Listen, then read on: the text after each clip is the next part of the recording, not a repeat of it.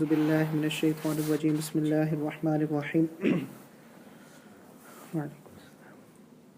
أم كنتم شهداء إذ حضر يعقوب الموت إذ قال لبنيه ما تعبدون من بعدي قالوا نعبد إلهك وإله آبائك إبراهيم وإسماعيل وإسحاق إلها واحدا ونحن له مسلمون تلك أمة قد خلت لها ما كسبت ولكم ما كسبتم ولا تسألون عما كانوا يعملون بارك الله لي ولكم في القرآن العظيم ونفعني وإياكم بالآيات والذكر الحكيم أستغفر الله لي ولكم ولسائر المؤمنين فاستغفروه إنه هو الغفور الرحيم سبحانك لا علم لنا إلا ما علمتنا إنك أنت العليم الحكيم رب اشرح لي صدري ويسر لي أمري واحلل عقدة من لساني يفقه قولي رب يسر ولا تعسر وتمم بالخير وبك نستعين يا فتاح يا فتاح يا فتاح صدق اللہ العظیم وصدق رسولہ النبی الکریم الامین۔ الحمدللہ، اللہ سبحانہ و تعالیٰ کا شکر ہے کہ اللہ نے مجھے اور آپ کو پھر سے توفیق نصیب فرمائی ہے منگل کے دن عشاء کی نماز کے بعد اکٹھا ہونے کی، اور اس روٹین کے اندر جیسے کہ آپ سب حضرات جانتے ہیں کہ ہفتہ وار ہماری روٹین ہے کہ ہم منگل کو عشاء کی نماز کے بعد اردو میں قرآن مجید کا درس اور جمعے کو عشاء کی نماز کے بعد انگلش میں قرآن مجید کا درس کرتے ہیں، اور مقصد ان دروس کے کرنے کا یہی ہے کہ ہم جو کچھ قرآن مجید سے سیکھ سکیں اپنی عملی زندگیوں میں اس کو شامل کر سکیں۔ الحمدللہ، اللہ سبحانہ و تعالیٰ نے آپ کو توفیق نصیب فرمائی ہے کہ آپ روزمرہ کے جو آپ کے کام ہیں، جو آپ کے معمولات ہیں، اور جس مصروفیات میں آپ لوگ حضرات زندگیاں گزارتے ہیں، اس میں سے وقت نکال کر یہاں پہ تشریف لانا، عشاء کی نماز پڑھنا، اور اس کے بعد پوری دل جمعی کے ساتھ اس درس میں شریک ہونا، اس کے لیے جتنا بھی اللہ کا شکر ادا کیا جائے کم ہے۔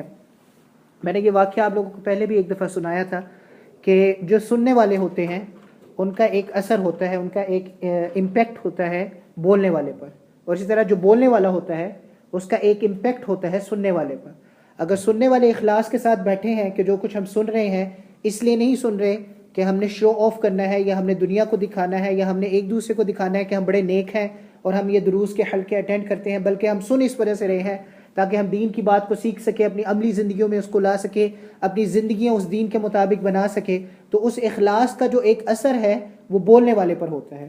اس کا ایک مزیدار سے ایک واقعہ میں نے آپ کو سنایا تھا، ہمارے ایک استاد تھے، انہوں نے ہمیں سنایا تھا کہ ایک گاؤں میں ایک مولوی صاحب تھے، تو ان کو فکر تھی کہ مسجد میں نمازی نہیں آ رہے، ان کو بڑی فکر تھی اس بات کی، تو انہوں نے اعلان کیا کہ جس نے مسجد میں آ کر 40 نمازیں کنزیکٹیولی بغیر چھوڑے بغیر توڑے ایک ساتھ 40 نمازیں جس نے بھی مسجد میں آ کے پڑھ لی تو میں اس کو ایک کٹا دوں گا۔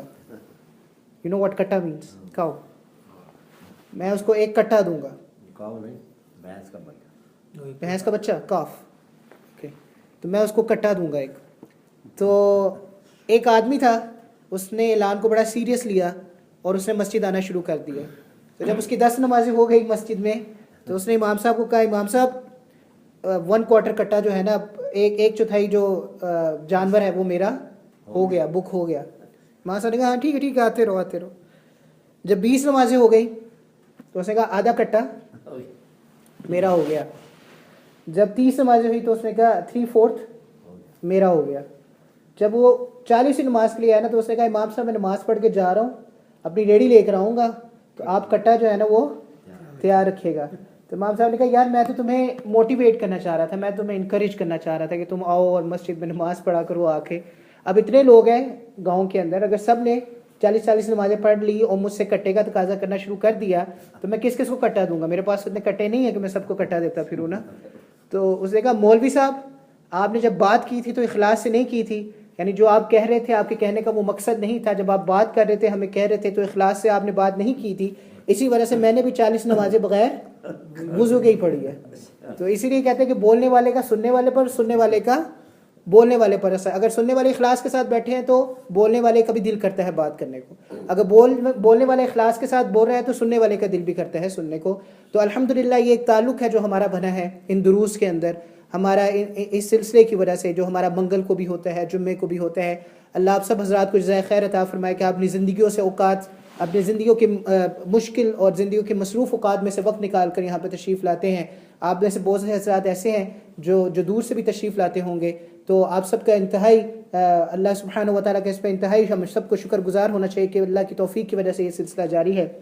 آج جب ان آیات کو ہم پڑھ رہے ہیں، ان آیات کا پچھلی آیات سے تعلق ہے. آپ سب حضرات جانتے ہیں حضرت ابراہیم علیہ السلام نے جب بیت اللہ کی تعمیر کرنا شروع کی، بیت اللہ کی، کعبہ کی، جسے آپ کعبہ کہتے ہیں، جب اس کی تعمیر کرنا شروع کی حضرت اسماعیل علیہ السلام کے ساتھ، اپنے بیٹے کے ساتھ، تو انہوں نے اللہ سے کچھ دعائیں مانگی تھیں. ان دعاؤں کا ذکر چل رہا تھا.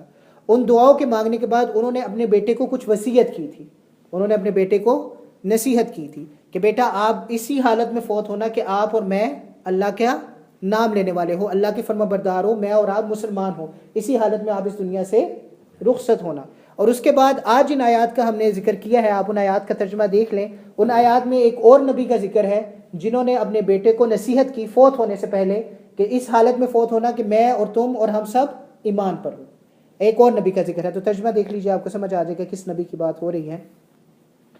ام کنتم شہداء اذ حضر یعقوب الموت، اور کیا تم لوگ حاضر تھے، اللہ سبحانہ و تعالی ہمیں مخاطب کر رہے ہیں اور فرما رہے ہیں کیا تم لوگ حاضر تھے اذ حضر یعقوب الموت، جب حضرت یعقوب علیہ السلام کو موت آئی. جب حضرت یعقوب کو موت آئی تو کیا تم لوگ وہاں پر تھے؟ اذ قال لبنیہ، انہوں نے اپنے بیٹوں سے کہا، جب ان کے اوپر موت کا وقت طاری ہو رہا تھا، جب وہ اپنے ڈیتھ بیڈ میں تھے، جب وہ اپنے بستر مرگ میں تھے، اس وقت انہوں نے اپنے بیٹوں سے کہا ما تعبدون من بعدی، میرے بعد تم کس کی عبادت کرو گے؟ میرے فوت ہو جانے کے بعد. دیکھیں اب ایک شخص اپنے بستر مرگ پہ ہے، اس نے اپنے سارے بچوں کو بلا لیا. حضرت یعقوب کے کتنے بیٹے تھے؟ 12 بیٹے تھے. بنی اسرائیل جو ایک قبیلہ ہے وہ حضرت یعقوب کے 12 بیٹوں سے چلا ہے، جن کو ہم اب یہود جو ایک قوم ہے اس کے نام سے یاد کرتے ہیں. یہ بنی اسرائیل کی قوم ہے، اور یہ حضرت یعقوب علیہ السلام کے 12 بیٹے تھے، ان کے 12 قبیلے تھے، اس سے چلے ہیں. تو انہوں نے اپنے 12 بیٹوں کو بلایا ہے، بستر مرگ پر ہیں.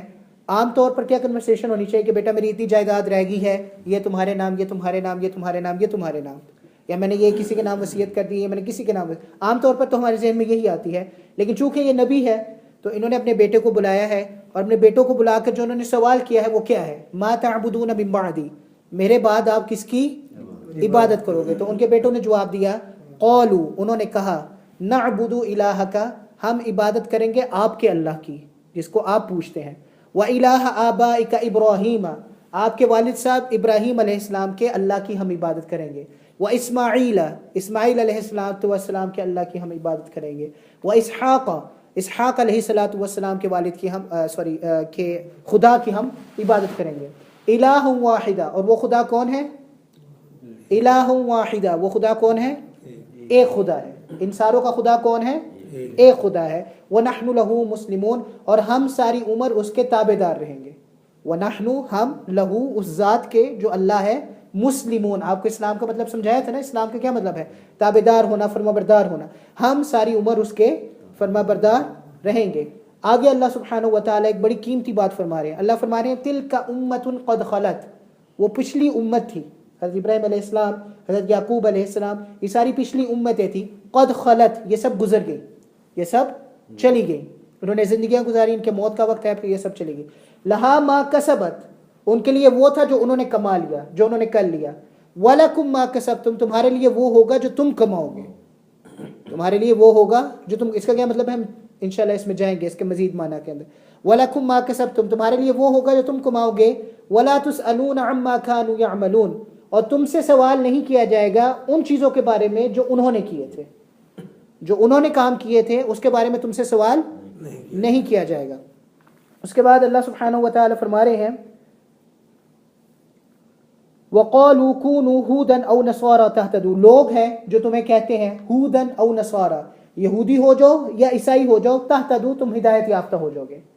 یا تم لوگ یہودی ہو جاؤ یا تم لوگ عیسائی ہو جاؤ تو تم you will be on the right path، تم سیدھے راستے پر آ جاؤ گے. یا یہودی ہو جاؤ یا نصرانی ہو جاؤ. نصرانی آپ کو پتہ ہے کسے کہتے ہیں؟ عیسائیوں کو کہتے ہیں. اللہ سبحانہ و تعالی نبی صلی اللہ علیہ وآلہ وسلم سے فرما رہے کہ جو لوگ آپ کو یہ کہتے ہیں کہ یہودی یا عیسائی ہو جاؤ، ہدایت یافتہ ہو جاؤ گے، ان سے کہہ دو قل بل ملت ابراہیم حنیفہ، بلکہ ہم تو اتباع کرنے والے ہیں حضرت ابراہیم علیہ السلام کی. ہم پیچھے چلیں گے کس کے؟ حضرت ابراہیم علیہ السلام کی. حنیفہ، یکسو ہو کر، وداؤٹ اینی کنفیوژن، صرف اور صرف اونلی اینڈ ایکسکلوسیولی ہم کس کے پیچھے چلیں گے؟ یہ مطلب ہے حنیفہ کا، یکسوئی کے ساتھ ایک بندے کو پکڑ کے اس کے پیچھے ہم چلیں گے. نہ ہم نے یہودی ہونا، نہ ہم نے نصرانی ہونا ہے. وما کان من المشرکین، اور ہم شرک کرنے والوں میں سے نہیں ہیں. وما کان من المشرکین، حضرت ابراہیم علیہ الصلوۃ والسلام شرک کرنے والوں میں سے نہیں تھے، اس لیے ہم نے ان کے پیچھے چلنا ہے. آگے اللہ سبحانہ و تعالیٰ فرما رہے ہیں قولوا، آپ کہہ دیجئے، آمنا باللہ، ہم ایمان لائے اللہ پر، وما انزل الینا، اور جو نازل کیا گیا، وما انزل الینا، اور جو نازل کیا گیا ہم پر.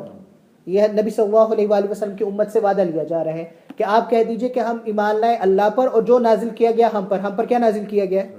قرآن پاک، تو ہم اس پر ایمان لائیں. وما انزل الی ابراہیم، اور جو نازل کیا گیا ابراہیم علیہ السلام پر ہم اس پر ایمان لاتے ہیں. واسماعیل، اسماعیل علیہ السلام پر جو نازل کیا گیا ہم اس پر ایمان لاتے ہیں. واسحاق، اسحاق علیہ السلام پر جو نازل کیا گیا ہم اس پر ایمان لاتے ہیں. ویعقوب، حضرت یعقوب پر جو نازل کیا گیا ہم اس پر ایمان لاتے ہیں. والاسباط، حضرت یعقوب کی اولادوں میں سے جو اولادوں میں انبیاء پیدا ہوئے، ان انبیاء پہ جو جو کتابیں نازل ہوئی ہم ان سب پر ایمان لاتے ہیں.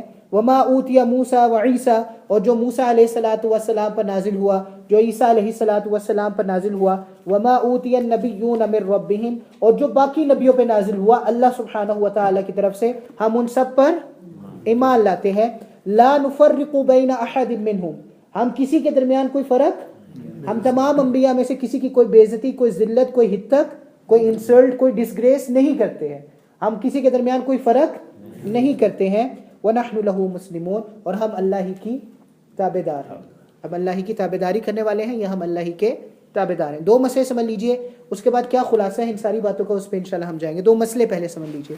پہلا مسئلہ تو یہ ہے، یہاں پر جب حضرت یعقوب علیہ السلام نے اپنے بچوں سے پوچھا کہ آپ کس کی عبادت کریں گے، تو انہوں نے کیا جواب دیا؟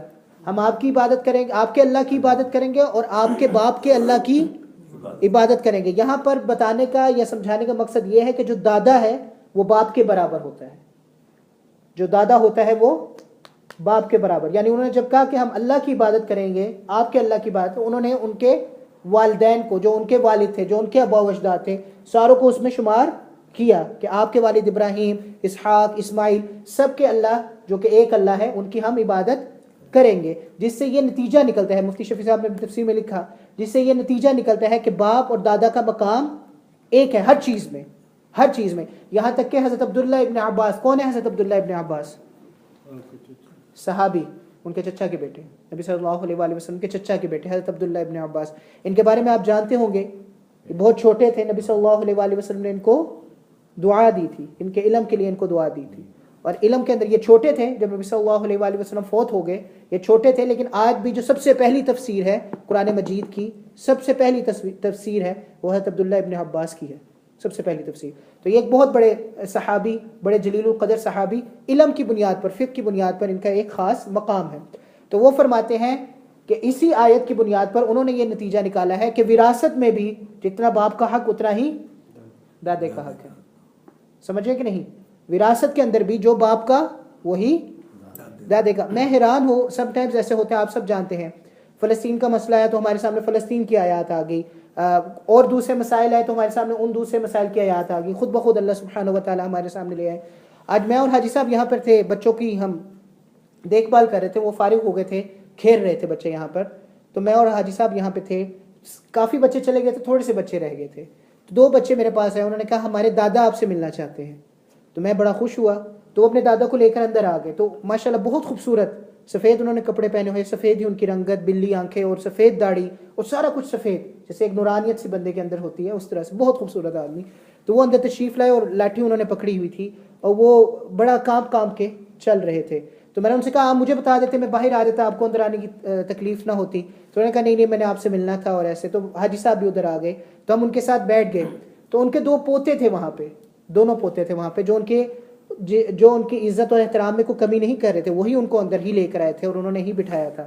لیکن میں نے ان سے پوچھا جان کے ان کے سامنے، بچوں کے سامنے، کیونکہ میری ٹیچنگ کی یا میرا جو ان کو سکھانا ہے اس کی ذمہ داریوں میں سے ایک ذمہ داری یہ بھی ہے کہ میں انہیں اسلامی روایات کے مطابق بھی سکھاؤں، یا اسلام کے اندر آپ کو اپنا باپ کے ساتھ یا دادا کے ساتھ کیا رویہ ہونا چاہیے اس کے بارے میں بھی ان کو بتاؤ. اور یہ چھوٹے بچے ہوتے ہیں، جب چھوٹے بچوں کو آپ کوئی بات بتا دیتے ہیں تو ان کے ذہن میں بیٹھ جاتی ہے لاجک کے ساتھ، آپ ان کو بات پیار کے ساتھ بتا دیتے ہیں. تو میں نے ان سے کہا آپ کے دادا آپ کے ساتھ رہتے ہیں؟ انہوں نے کہا نہیں ہمارے دادا ہم، کیونکہ وہ آپس میں بات چیت نہیں کر پا رہے تھے. ان کے دادا پنجابی بول رہے تھے اور بچے میرے خیال سے پنجابی نہیں سمجھتے تھے.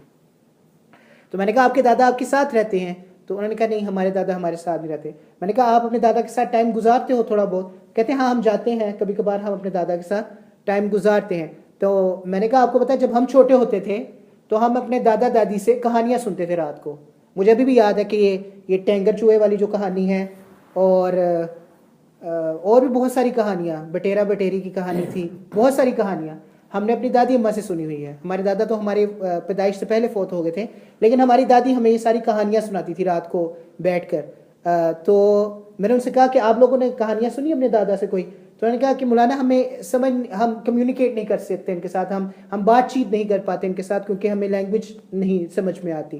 مجھے نہیں پتا حالات کیا تھے کیا نہیں تھے یا پیچھے سے کیا نہیں تھے, لیکن مجھے اس وقت ایک چیز فیل ہوئی جو کہ پھر میں نے ان بچوں کو سمجھائی. تو میں نے ان سے کہا کہ بیٹا آپ لوگ اپنے دادا کے ساتھ تھوڑا ٹائم اسپینڈ کیا کرو ہر روز, یا آپ کو جب بھی ٹائم ملے اپنے دادا کے ساتھ ٹائم اسپینڈ کیا کرو, کیونکہ جب انسان بوڑھا ہو جاتا ہے اس کی ایکٹیویٹیز ختم ہو جاتی ہے, وہ گھر میں قید ہو جاتا ہے, وہ پریشان ہو جاتا ہے, اس کے پاس کچھ کرنے جننے کو کچھ نہیں ہوتا ہے, نہ وہ اسکول جا سکتا ہے نہ وہ مدرسہ آ سکتا ہے, وہ گھر میں اکیلا بیٹھا ہوا ہے, اس کو ضرورت ہوتی ہے لوگوں کی اس وقت. اور چونکہ وہ محتاج ہے وہ چل کر مسجد بھی نہیں آ سکتا یا وہ دوسری ایکٹیویٹیز بھی نہیں کر سکتا. اس حالت میں اگر اس کے کنبے والے, اس کے خاندان والے اس کا خیال نہیں رکھیں گے تو وہ ایک ڈپریشن کا شکار ہوگا, یا اس پہ ایک مایوسی اور اس پہ ایک چیز طاری ہو جائے گی تو شاید اس کے ایمان کو بھی اس سے لے جائے. اور اگر یہ چیز اس کے ایمان کو بھی اس سے لے جائے گی تو کس کی پکڑ ہے؟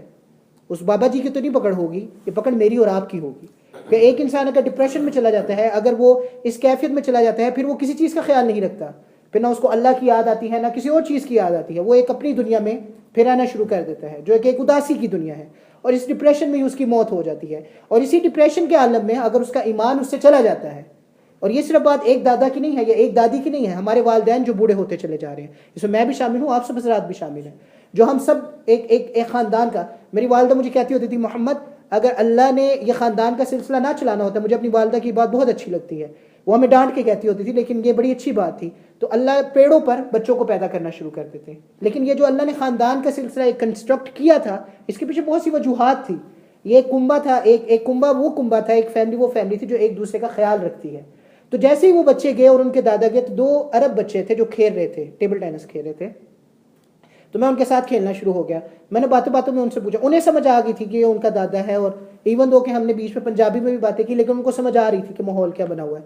تو انہوں نے کہا کیا یہ ان کے دادا ابو تھے؟ تو میں نے کہا ہاں. میں نے کہا آپ کے دادا ابو یہاں ہے؟ تو کہتے نہیں ہمارے دادا ابو سیریا میں ہوتے ہیں. تو میں نے کہا آپ گھر میں کون سی لینگویج بولتے ہو؟ انہوں نے کہا ہم گھر میں عربک بولتے ہیں, ہم عربی زبان گھر میں بولتے ہیں. اب یہ بھی تیسری نسل ہے بچوں کی, یہ دوسری نہیں ہے تیسری نسل ہے, یہاں پہ ہی پیدائش ہے ان کی. تو میں نے کہا آپ اپنے دادا کے ساتھ ٹائم گزارتے ہو؟ کہتے ہیں ہاں ہم تو گزارتے ہیں, بلکہ ہمارے دادا کا فون آیا تھا کہ آپ لوگ اتنے عرصے سے آئے نہیں ہو, تو آپ لوگ آؤ مجھ سے ملو, اور انشاءاللہ جب بھی ہمیں فرصت ملتی ہے تو ہم اپنے دادا کے پاس جاتے ہیں اور ہم ان کے ساتھ ٹائم اسپینڈ کرتے ہیں. تو مجھے ایک بہت واضح فرق محسوس ہوا, ایک ہماری کمیونٹی کا اور ایک عرب کمیونٹی کا. آپ عرب کمیونٹی میں آج بھی چلے جائیں, وہ اپنے بچوں کے اندر سے عربی زبان کو نہیں نکلنے دیتے. بہت سی وجوہات ہیں, ایک تو یہ کہ قرآن کی زبان ہے, حدیث کی زبان ہے, ان کے اپنے ملکوں کی زبان ہے. اور یہ میں آپ کو بتاتا چلوں کہ جو عربی زبان وہ بولتے ہیں اس کی بنیاد پر وہ قرآن حدیث نہیں سمجھ سکتے. اگر آپ انہیں بچوں سے کہیں جو عربی زبان میں بات چیت کرتے ہیں کہ بیٹا آپ قرآن پڑھو آپ کو سمجھ آ رہا ہے, ان کو نہیں سمجھ آئے گا, کیونکہ ان کے اپنے ایکسنٹ ہیں, ان کے اپنے لفظ ہیں. اس دن حاجی صاحب یہ بول رہے تھے کل کل, گل گل اور کل کل. اب ہم بھی اردو میں کہتے ہیں کیا کل کل لگائی ہوئی ہے, یعنی کیا بات آپ کری جا رہے ہو, کیا کل کل لگائی ہوئی ہے. ہم اردو میں یا پنجابی میں یہ لفظ, اب عربی میں بھی یہ کہہ رہے ہیں گل گل, حالانکہ آپ پوری عربی لغت شان ماری ادھر, آپ کو یہ لفظ نہیں ملے گا گل گل, یہ عربی کا لفظ ہے ہی نہیں. لیکن مختلف ایکسنٹس کے اندر, مختلف چیزوں کے اندر لفظ نکلنا شروع ہوتے ہیں, پھر وہی لفظ عام زبان میں استعمال ہونا شروع ہو جاتے ہیں. بہرحال وہ جو عربی زبان ہے اس کی بنیاد پر آج بھی ان کا اپنے دادا سے, اپنے باپ سے, اپنی ماں سے ایک تعلق ہے, ایک رشتہ ہے. لیکن چونکہ ہمارے اندر سے یہ زبان جاتی جا رہی ہے, اردو زبان, اور ہمارے اندر سے صرف اردو ہی نہیں باقی اور بھی بہت سی زبانیں جو ہمارے اندر سے جاتی جا رہی ہے, اس کی وجہ سے میں دیکھتا ہوں جو تیسری نسل جو اب بڑی ہو رہی ہے اس کا اپنے آباء و اجداد سے کوئی تعلق نہیں ہے, ان سے کوئی بات چیت نہیں ہے. وہ ادب کرتے ہیں, احترام کرتے ہیں, عزت کرتے ہیں, سب کچھ کرتے ہیں, لیکن ان کے ساتھ کوئی تعلق, کوئی رشتہ نہیں ہے.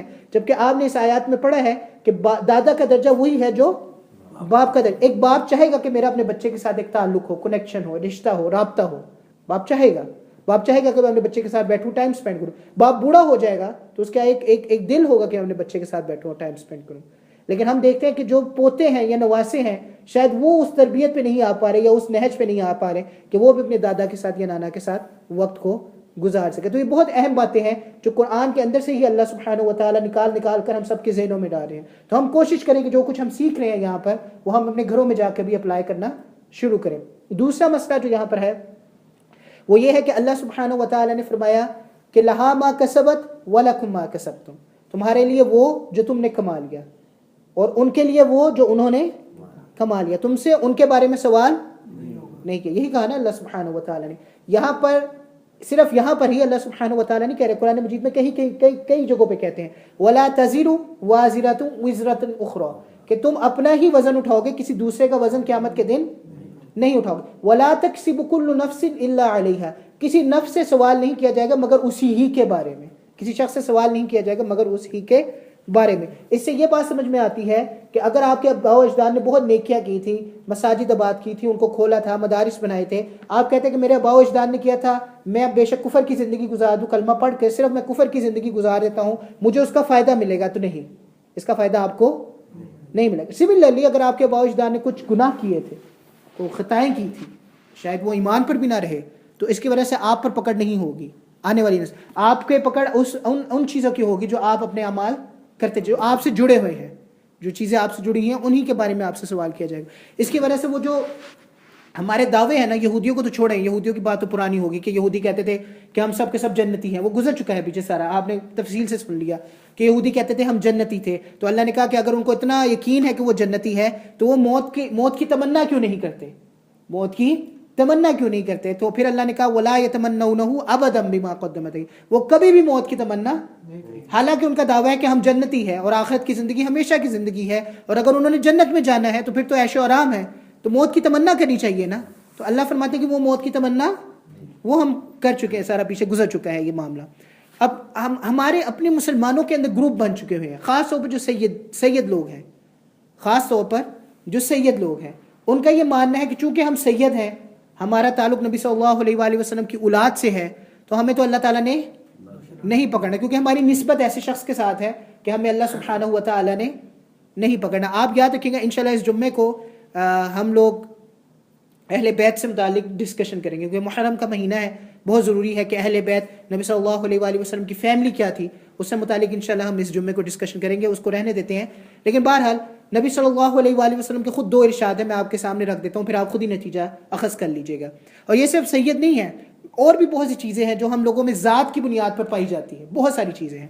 نبی صلی اللہ علیہ وآلہ وسلم نے فرمایا کہ قیامت کے دن لوگ اپنے نام اعمال لے کر آتے ہوں گے، اپنے نیک اعمال اللہ کے سامنے پیش کرتے ہوں گے. یہ نہ ہو، نبی صلی اللہ علیہ وآلہ وسلم اپنے خاندان والوں سے بات کریں، یہ نہ ہو کہ تم اپنے نیک اعمال اللہ کے سامنے پیش کرنے سے کوتاہی میں مبتلا ہو جاؤ، اللہ کے سامنے اپنے نیک اعمال پیش کرنے کی بجائے تم کوتاہی میں مبتلا ہو جاؤ اور یہ کہو کہ چونکہ میں بنی ہاشم کا ہوں تو مجھے اللہ بچا لے گا.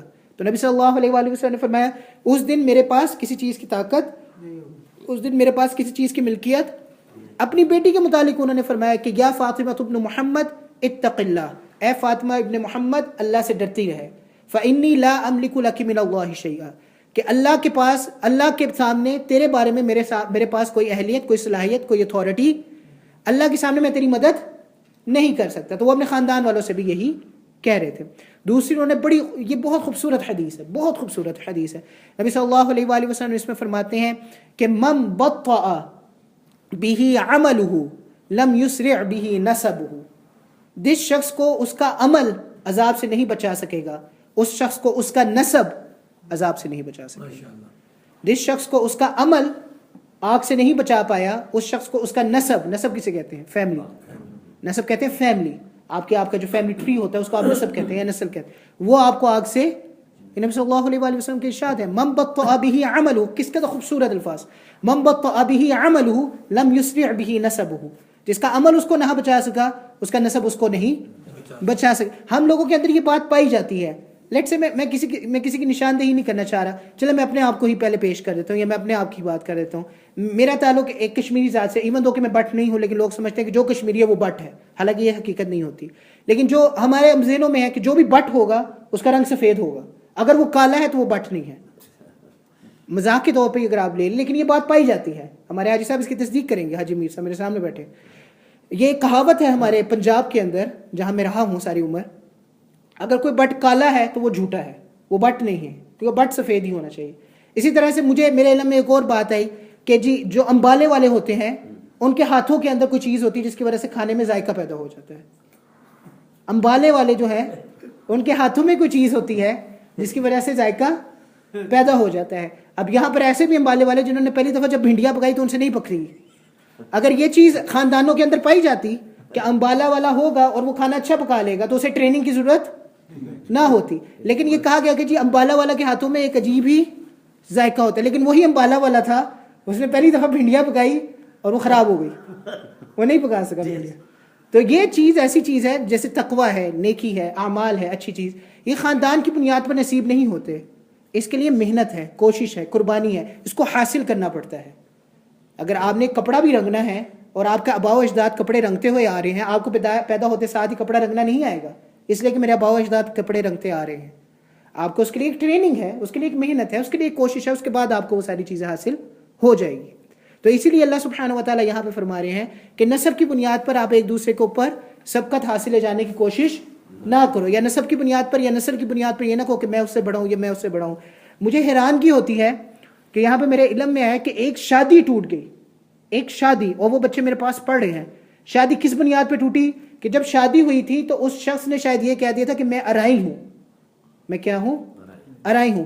بعد میں یہ شاید سمجھ میں آئی بات، یہ بعد میں جا کے بات کھلی کہ وہ ارائی نہیں تھا، اس کی کوئی اور ذات تھی. صرف اس بنیاد پہ میاں بیوی کی آپس میں شادی ٹوٹ گئی کہ وہ ارائی تھا، اس نے کہا میں ارائی ہوں، لیکن وہ پیچھے سے ارائی نہیں تھا اور اس کی شادی آپس میں ٹوٹ گئی. اور بچوں کا کیا مستقبل ہوگا اس کی وجہ سے آپ خود جان سکتے ہیں. تو یہ چیزیں ذہن میں رکھنے والی ہے. ذات، نسب، اس کی کوئی حقیقت اللہ کے سامنے نہیں ہے. آپ کی جس چیز کی حقیقت اللہ کے سامنے وہ آپ کا عمل ہے. That's it. جو آپ کی حقیقت ہے اللہ کے سامنے وہ آپ کا عمل ہے. آخری بات، اور انشاءاللہ اس کے بعد ہم دعا کریں گے، اور یہ سب سے پوری جو آیات ہم نے پڑھی ہے اس کے بارے میں بات کریں. دیکھیں، ملت ابراہیم، حضرت ابراہیم علیہ السلام، یا دین اسلام تمام لوگوں کے لیے مشعل راہ ہے، تمام لوگوں کے لیے ایک ایسی چیز ہے جس کی بنیاد پر وہ اپنی زندگیوں کے راستے تلاش کرتے ہیں. یہ ایک ہم سب کے لیے ایک ایسی چیز ہے جو ہمیں زندگی گزارنے کا طریقہ سکھاتی ہے، چاہے آپ ملت ابراہیم کہے، چاہے آپ اسلام کہے. لیکن سوال یہ پیدا ہوتا ہے کہ سورۃ البقرہ کے اندر اللہ سبحانہ و تعالیٰ نے دو انبیاء کا خاص طور سے ذکر کیا، ایک حضرت ابراہیم اور دوسرے حضرت یعقوب. ایک حضرت ابراہیم اور دوسرے حضرت، ان دونوں کا اللہ سبحانہ و تعالیٰ نے خاص طور سے ذکر کیا. کیوں؟ حالانکہ تمام انبیاء جو ہیں وہ ہدایت ہی لے کر آئے ہیں، اور تمام انبیاء جو ہیں وہ ہدایت کا ہی سبق دیتے ہیں اور درس دیتے ہیں، لیکن ان دو کا ذکر کیوں اللہ سبحانہ و تعالیٰ نے خاص طور سے کیا؟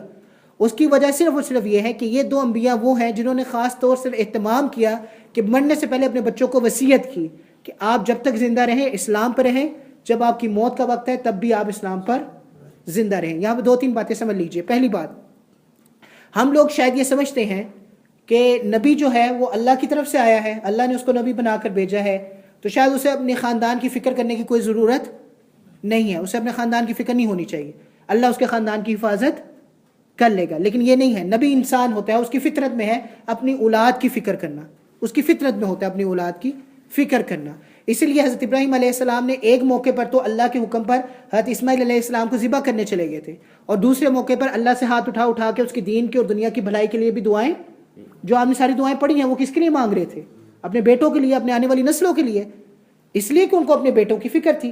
اسی طرح حضرت یعقوب علیہ السلام، موت کا وقت آیا ہے، سب کو بلا کر نصیحت کریں، وصیت کریں، جس سے ہمیں سمجھ آیا کہ ایک نبی کے اندر بھی اپنے بچوں کی، اپنی اولاد کی، آنے والے نسلوں کی کیا ہوتی ہے. آپ یہ نہ سمجھے کہ جو بچوں کا فکر ہے، the concern for the kids is something against the status of prophethoodness، کہ یہ پیغمبر ہونے کے یا نبوت ہونے کے خلاف ہوتا ہے کہ آپ کو اپنے بچوں کی فکر ہی نہیں ہونی، آپ کو اپنے بچوں کی فکر ہونی ہی نہیں چاہیے. نہیں، فکر ہوتی ہے، ہر نبی کو اپنے بچے کی فکر ہوتی ہے، لیکن فرق ہے. عام انسان کو فکر ذرا دوسری طرح سے ہوتی ہے، نبی کو فکر دوسری طرح کی ہوتی ہے. عام انسان اگر فیکٹری والا ہے، اس کی فیکٹریاں ہیں بہت زیادہ، تو وہ مرنے سے پہلے کوشش کرے گا کہ میرے اپنے بیٹے کے لیے اتنی فیکٹریاں چھوڑ کے جاؤں کہ وہ اپنی ساری زندگی عیش و آرام سے گزار سکے. اگر وہ بندہ نوکری پیشہ ہے تو اس کی کوشش ہوتی ہے کہ میں جانے سے پہلے اپنے بیٹے کے لیے اس طرح سے کر جاؤں کہ وہ کسی اچھے عہدے پہ جا کر نوکری، اس کو اتنی تعلیم دے دوں کہ وہ اچھے عہدے پہ جا کے نوکری کر سکے. اگر وہ صنعت کار ہے، اس کے پاس کوئی ہنر ہے، تو وہ کوشش کرے گا کہ مرنے سے پہلے میں اپنا ہنر اپنے بیٹے کو منتقل کر جاؤں. انبیاء علیہ الصلوۃ والسلام کی فکر تھوڑی دوسری طرح کی تھی. ان کے نزدیک یہ بھی دولت تھی، لیکن اس سے زیادہ جو دولت تھی وہ آخرت کی دولت تھی، جو ہمیشہ رہنے والی دولت تھی. اس لیے ان کی نصیحت اور وصیت ہمیشہ دین اور اخلاق ہوتے تھے. ہمیشہ کیا ہوتے تھے؟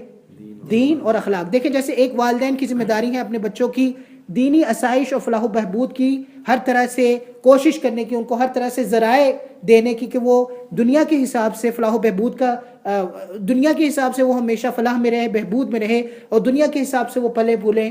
اسی طرح ایک والدین کی ذمہ داری ہے کہ دین کے حساب سے بھی وہ اپنے بچوں کی ایسی تربیت کرے کہ دین کے حساب سے بھی ان میں کوئی کمی نہ رہے، اور اخلاق کے حساب سے بھی. یہ بہت ضروری ہے، دین اور اخلاق دونوں کے حساب سے ان کے اندر کوئی کمی نہ رہے.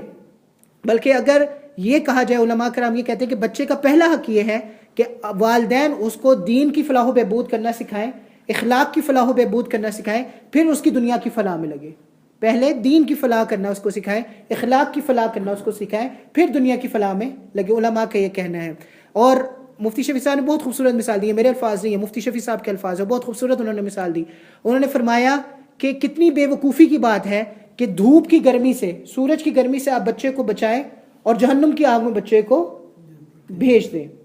آپ بچے کو پھوڑے پھنسی کی تو مرہم کریں، بچے کو جو پھوڑا پھنسی نکلتی ہے اس کو تو آپ مرہم لگائیں، اس کو تو آپ کیور کریں، لیکن اس کو گولی کے سامنے کھڑا کر دیں. کوئی اسے شوٹ کر رہا ہو تو سامنے اس کو کھڑا کر دیں. کتنی بڑی بے وقوفی ہے کہ آپ پہلے یہ کوشش کریں گے نا کہ گولی سے میں بچے کو بچاؤں. اگر پھوڑی پھنسی نکلی بھی ہے تو کوئی بات نہیں، گولی سے بچہ بچ جائے، جہنم کی آگ سے بچ جائے، گرمی کی دھوپ لگ بھی جائے، چلو جہنم کی آگ سے بچہ بچ جائے. اور اس میں 3 حکمتیں ہیں کہ اگر آپ بچوں کی پہلے دین کی فلاح و بہبود کریں اور پھر دنیا میں لگیں تو اس میں 3 حکمتیں ہیں. یہ ایسے نہیں کہہ رہے آپ کو، آج کل کا زمانہ ہے نا، آپ کہتے ہیں مولانا خالی ہمیں آیتیں حدیثیں نہ سنایا کرے، ہمیں کوئی عقلی دلیل بھی دیا کرے، کوئی لاجیکل دلیل دیا کرے، کوئی ریشنل بتایا کرے. تو اس کے پیچھے دلیل بھی ہے. دلیل کیا ہے؟ دیکھیں جب بچہ چھوٹا ہوتا ہے، ایک تو بچے کا آپ سے جسمانی تعلق ہے، اور دوسرا اس کا آپ سے طبعی تعلق ہے. نیچرلی بھی اس کا آپ سے تعلق ہے، فزیکلی بھی اس کا آپ سے ایک تعلق ہے. اور اس تعلق کی بنیاد پر بچہ آپ کی بات کا اثر قبول کرتا ہے، آپ کی بات کو مانتا ہے. تو اگر بچے کی آپ نے دین کی فلاح و بہبود کی بچپن میں اور اس نے آگے چل کر دین کے لیے کچھ کیا تو اس کا ثواب کس کو ملے گا، یا اس کا فائدہ کس کو ملے گا؟ آپ سب حضرات کو ملے گا نا. تو فائدہ ہے کہ نہیں ہے اس میں؟ دوسرا فائدہ اس میں کیا ہے؟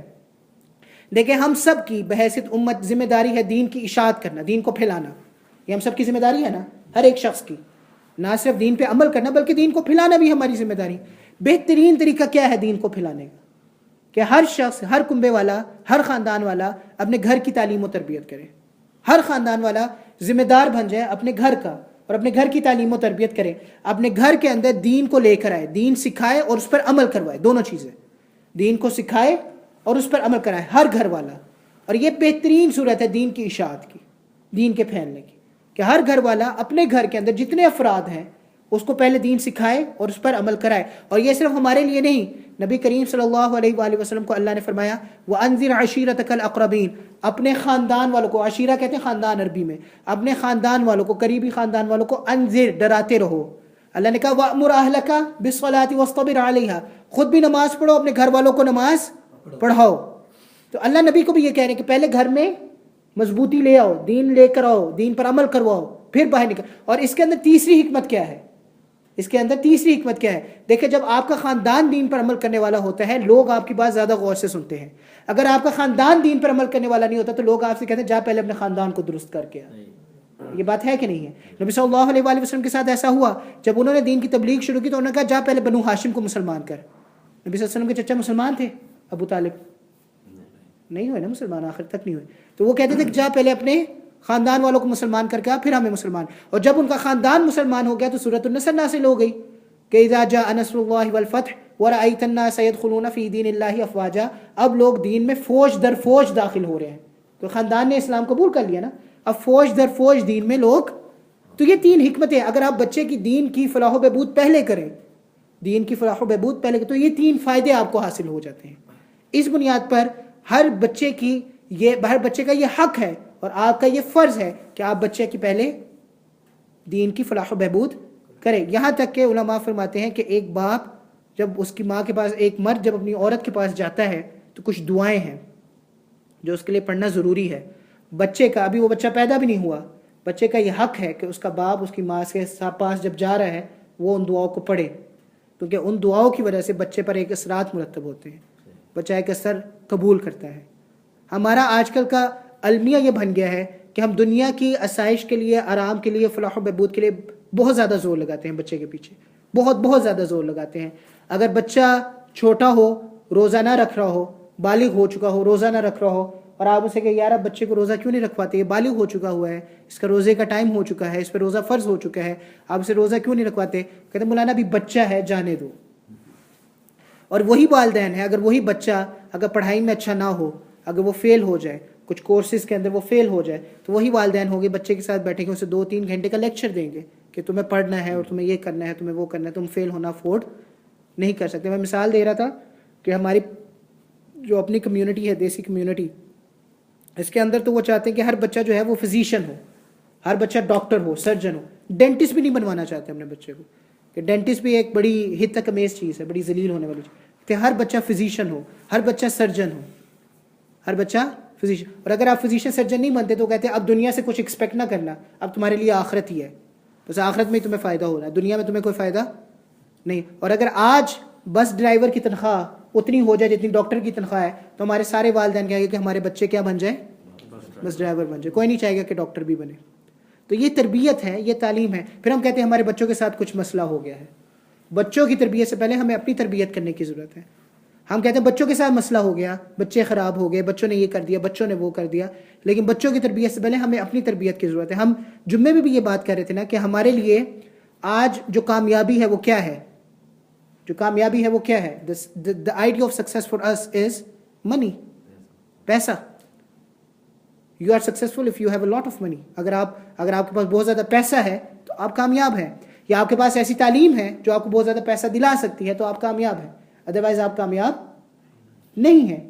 تو یہ جب ہماری سوچ بن جائے، پھر ہم کہیں کہ بچوں کی تربیت میں کمی رہ جاتی ہے، بچے خراب ہو جاتے ہیں، تو پھر ان کو بلیم کرنے کی تو ضرورت نہ ہوئی، پھر تو ہمیں اپنے آپ کو بلیم کرنا ہے یا ہمیں اپنے آپ کو ملامت کرنا ہے. تو اللہ سبحانہ و تعالیٰ سے دعا ہے، پچھلے 2-3 دروس سے ہمارا یہی سلسلہ چل رہا ہے، بچوں کی تربیت، بچوں کی تربیت، بچوں کی تربیت.